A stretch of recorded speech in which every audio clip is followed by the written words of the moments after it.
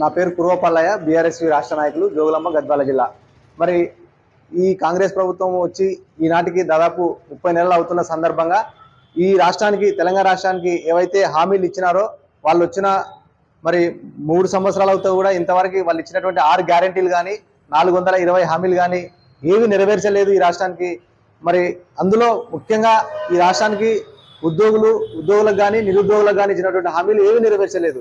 మరి వాళ్ళు వచ్చిన సంవత్సరంలోపే 2 లక్షల ఉద్యోగాలు భర్తీ చేస్తామని ఆ రోజు ఎన్నికల్లో భాగంగా మరి రేవంత్ రెడ్డి కానీ అదేవిధంగా రాహుల్ గాంధీ గారు కానీ మరి మేనిఫెస్టోలో పెట్టి మరి అశోక్ నగర్కి వచ్చి విద్యార్థులతో ఛాయ్ పే చర్చ పెట్టి మేము వచ్చిన మరుక్షణమే సంవత్సరం లోపు 2 లక్షల ఉద్యోగాలు వేసి మిమ్మల్ని అందరిని ఆదుకుంటాము, గత ప్రభుత్వం మిమ్మల్ని మోసం చేసిందని నయవంచన మాటలు చెప్పి మరి వాళ్ళను మోసపూరితంగా, కుట్రపూరితంగా వాళ్ళ ఆలోచన విధానాన్ని మార్చి ఆయన అవసరం కోసం గద్దెనెక్కి మరి నాడు చూస్తే పరిస్థితుల్లో ఇవాళ అగమ్య గోచరంగా ఉంది నిరుద్యోగుల పరిస్థితి. వాళ్ళు ఇచ్చినటువంటి హామీ 2 లక్షల ఉద్యోగాలు ఏమైనా అడుగుతున్నాం ఈరోజు మేము. ఇవాళ నిరుద్యోగ యువత ప్రశ్నిస్తుంది. ఇవాళ ప్రశ్నిస్తే దాడులు చేస్తూ ఉన్నది, ప్రశ్నిస్తే అక్రమ అరెస్టులు చేస్తూ ఉన్నది. మరి ప్రభుత్వం వచ్చి 3 ఏళ్ళు అయితే కూడా కేవలము 16,978 ఉద్యోగాలు మాత్రమే వాళ్ళు భర్తీ చేసినట్టు స్వయాన చట్టసభల్లో స్పీకర్ గారే చెప్పారు. మరి వీళ్ళు ఏం చెప్తున్నారు, మేము ఇప్పటికే 60,000 ఉద్యోగాలు ఇచ్చినామని చెప్తున్నారు. అంటే మందికి పుట్టిన బిడ్డ మా బిడ్డ అని చెప్పుకునే దౌర్భాగ్యమైన పరిస్థితి ఉన్నది. మరి అట్లనే అదిగాక ఇంకొకటి జాబ్ క్యాలెండర్ అని పెద్ద జోక్. అది పోయిన సంవత్సరము 2024 ఆగస్టు 2వ తేదీన అసెంబ్లీలో బట్టి విక్రమార్క గారు, డిప్యూటీ సీఎం బట్టి విక్రమార్క గారు మరి జాబ్ క్యాలెండర్ ప్రకటించి మేము ప్రతి నెల సంవత్సరం మొత్తం టైం టు టైం క్యాలెండర్ వేస్తామని చెప్పి 2 సంవత్సరాలు అయింది. మొన్న ఆగస్టు 2కి, నిన్న పోయిన 2కి మరి ఇంతవరకు job calendar, job less calendar గానే ఉన్నది. మరి ఏ ఒక్కటి కూడా జాబ్ ఇవ్వలేదు. ఇవాళ వాళ్ళు ఇచ్చినటువంటి మెగా డిఎస్సి కానీ అదేవిధంగా మెగా కానిస్టేబుల్ డిఎస్సి ఇప్పుడు దాదాపు 20,000 పోలీసు ఉద్యోగాలు వేస్తామని చెప్పినారు. కేవలం 7,000 ఉద్యోగాలు వేసినారు. ఈ రాష్ట్రంలో దాదాపు 19,000 పోలీసు ఉద్యోగాలు ఖాళీగా ఉన్నాయి. మరి ఎందుకు 20,000 నోటిఫికేషన్ ఇవ్వలేకపోతున్నారు? ఇవన్నీ అడిగితే ఇవాళ లాస్ట్కి ఏమంటున్నాడు ముఖ్యమంత్రి రేవంత్ రెడ్డి, మరి ఆయన ఏం చదువుకున్నాడో, ఎట్లా పాస్ అయినాడో, మరి అసలు ఒక్కసారైనా పోటీ పరీక్షలకు ఎగ్జామ్ రాసినాడో కూడా తెలియని పరిస్థితి ఉన్నది. ఎందుకంటే ఇవాళ ఇంజనీరింగ్ విద్యార్థులను క్రిమినల్ వేస్ట్ అంటున్నాడు. ఎందుకోసం వేస్ట్ అంటున్నాడు? ఇవాళ ఉద్యోగాలు అడిగినందుకు వేస్ట్, క్రిమినల్ వేస్టా? అంటే ఇవాళ నిరుద్యోగులను రెచ్చగొడుతున్నాడు, ఉద్యోగులను రెచ్చగొడుతున్నాడు. ఇవాళ ఏ ఒక్కటి కూడా చేయలేని పరిస్థితి ఉన్నది. ఇవాళ చూస్తా ఉన్నాం హైదరాబాద్ రాష్ట్రంలో నిరుద్యోగులు గర్జిస్తా ఉన్నారు. మొన్ననే మా బీఆర్ఎస్ పార్టీ వర్గీయ కేటీఆర్ గారు కూడా సరూర్ నగర్ లో పెద్ద ఎత్తున నిరుద్యోగ సభ పెడితే ఎంత వేలాది మంది వచ్చి ఇవాళ అడుగుతా ఉన్నారు.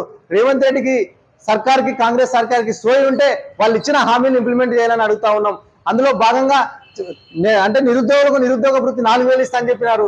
అంటే యూత్ డిక్లరేషన్ సరూర్ నగర్ లో వాళ్ళ అగ్రనాయకుడు రాహుల్ గాంధీ మరి ప్రియాంక గాంధీతో తీసుకొచ్చి చెప్పించినాడు. మరి ఇవాళ వచ్చినాయి, ఏ ఒక్కటన్నా నిరుద్యోగులకు మరి 4,000 పెన్షన్ నిరుద్యోగ వృత్తి వచ్చిందా? అట్లే విద్యార్థినులకు, చదువుకున్న విద్యార్థినులకు మరి స్కూటీలు ఇస్తా అని చెప్పిన డిగ్రీ చేసే వాళ్ళకు ఇవాళ స్కూటీలు లేదు. యూత్ డిక్లరేషన్ పేరుతో మరి 10 లక్షల విద్యా భరోసా కార్డు ఇస్తా అని చెప్పినాడు, అది లేదు.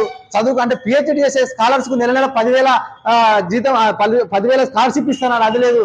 ముఖ్యంగా ఇంకొకటి, ఈ రాష్ట్రంలో దాదాపు 15 లక్షల మంది బడుగు బలహీన వర్గాల బిడ్డలు ఇవాళ ప్రైవేటు కాలేజీలు చదువుకుంటా ఉంటే ఇప్పటికీ దాదాపు 10,000 కోట్లకు పైగా ఫీజు బకాయిలు పెండింగ్ లో ఉన్నాయి. వాటిని విడుదల చేయలేని పరిస్థితి. ఇట్లా ఈ రకంగా రాష్ట్రంలో ఏది విద్యా వ్యవస్థను అంతా కుప్పగొలిచినాడు తప్ప ఏది పట్టించుకున్న పరిస్థితి లేదు. స్వయాన విద్యాశాఖ మంత్రి తన దగ్గరనే పెట్టుకున్నాడు. ఏ రోజైనా విద్యా వ్యవస్థ పైన రివ్యూ చేసినాడా? వాళ్ళ విద్యా వ్యవస్థను నాశనం చేస్తా ఉన్నాడు. వాళ్ళ గురుకులాలను బాగు చేసే పరిస్థితి లేదు. ఎక్కడికెక్కడే మొత్తము కుప్పలుగా పోయినాయి తప్ప ఇవాళ విద్యను గాలికి వదిలేసి కేవలం ఆయన హెలికాప్టర్ లో విహాంగం చేస్తున్నాడు, పర్యాటకులకు సందర్శిస్తున్నాడు. ఇప్పటికే 75 సార్లు ఢిల్లీకి పోతా ఉన్నాడు. కేవలం తెలంగాణ సొమ్మును తీసుకుపోయి వాళ్ళ రాహుల్ గాంధీకి దారదత్తం చేసి వస్తున్నారు తప్ప ఈ రాష్ట్రానికి ఏమైనా కావాలనే సోయి లేకుండా తిరుగుతూ ఉంది. కాబట్టి అందుకోసమని ఇవాళ నిరుద్యోగ యువత ఇవాళ చాలా అగ్రెసివ్ గా ఉన్నది. ఈ రాష్ట్రంలో ఖచ్చితంగా బుద్ధి చెప్పే పరిస్థితి ఉంటది. ఏది అడిగినా కూడా ఇవాళ అంత అవహేళన, ఒక ముఖ్యమంత్రి, ఒక రాష్ట్ర ముఖ్యమంత్రి ఓడలో ఉండి ఇవాళ విద్యార్థులను కించపరచడం ఏంది? ఇవాళ క్రిమినల్ వేస్ట్ అనడం ఏంది? ఇవాళ పేగులు మెడికల్ తిరుగుతా అనడం ఏంది? అంటే ఏమంటే లాస్ట్ కి వాళ్ళకు అప్లికేషన్ ఫామ్ కూడా నింపనికరాదు అంటాడు, తెల్లకాయితే నలం చేయలేదు అంటాడు. ఇంత దుర్మార్గమైన భాష మాట్లాడుతుందంటే ఎక్కడ చూడలేదు తెలంగాణ రాష్ట్ర ముఖ్యమంత్రి లాగా. ఎందుకంటే తను చదువుకోలేదు, తను మొత్తం అడ్డంగా మోసపూరితంగా వచ్చినాడు. ఒక ఎగ్జామ్ రాసింది లేదు, ఒక ఇంటర్వ్యూకి పోయింది లేదు, ఒక ఎగ్జామ్ రాస్తే తెలుస్తుంది కదా ఎట్లా ఉంటుందో ఫిల్అప్ చేసేది అనేది ఈ రోజు యువత, నిరుద్యోగ యువత ప్రశ్నిస్తున్నది. కాబట్టి ఖబర్దార్ కాంగ్రెస్ ప్రభుత్వమా, ఖచ్చితంగా మీరు ఇచ్చిన హామీలు ఏవైతే ఉన్నాయో విద్యార్థులకు కానీ నిరుద్యోగులకు కానీ ఖచ్చితంగా వాటిని ఇంప్లిమెంట్ చేయాలా. లేని పక్షంలో పెద్ద ఎత్తున కూడా మా బీఆర్ఎస్ తరఫున కానీ మా ప్రతిపక్ష పార్టీ మా కేటీఆర్ గారు వర్కింగ్ ప్రెసిడెంట్ గారి ఆధ్వర్యంలో కూడా పెద్ద ఎత్తున ధర్నాలు కానీ నిరసన కార్యక్రమాలు చేపడతాం భవిష్యత్తులో అని ఈ సందర్భంగా హెచ్చరిస్తూ డిమాండ్ చేస్తున్నాం.